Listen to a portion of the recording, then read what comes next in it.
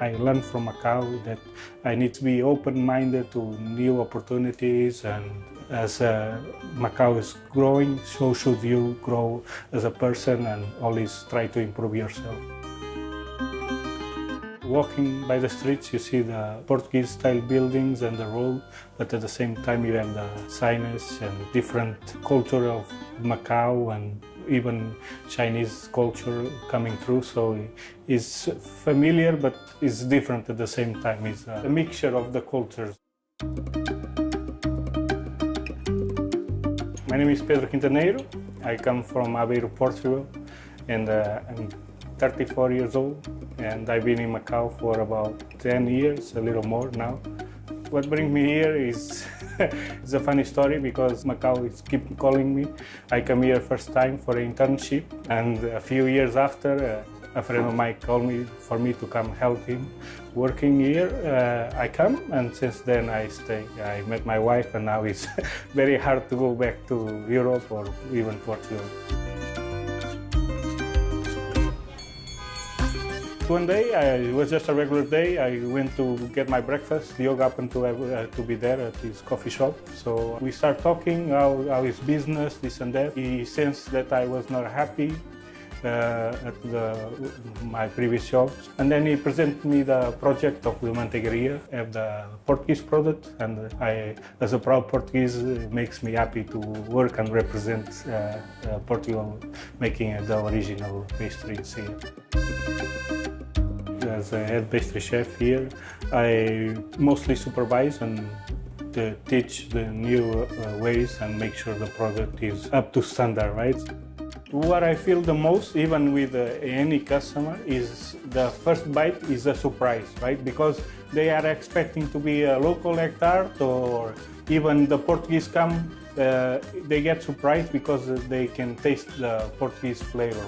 I would say egg tarts are just an inspiration by the pastel nata. It's two different products. You cannot say it's the same thing. Our pastry is more flaky, it's more buttery. Our cream is not like an egg texture, it's going to be creamy.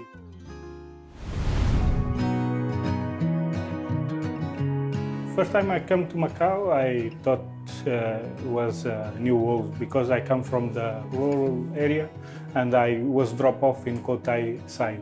But when I come to Macau side, I felt, whoa, this is like Lisbon. Especially Senado Square, if you walk Avenida de Liberdade, and the Senado Square is exactly the same. So it brings a sense of nostalgia and also a little piece of home to the people living here. My favorite place in Macau would be even from the Senado Square to the San Lazarus Church. You can just walk the direction and you'll find yourself, I mean, it's a very tourist place, so I like to go around. From the São Paulo ruins, all the Portuguese little streets, you can see the influence and the mixture of the cultures, yeah, because you can see the Portuguese buildings and the roads, but at the same time you see all this highness and the local way of living, right?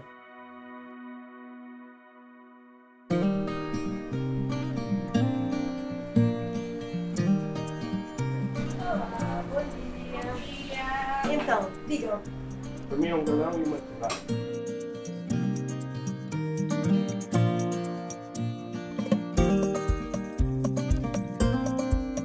After work life right now is mostly family life. I'm very glad that I have the Portuguese community here as I raise a child, so I can have little support from my own community here.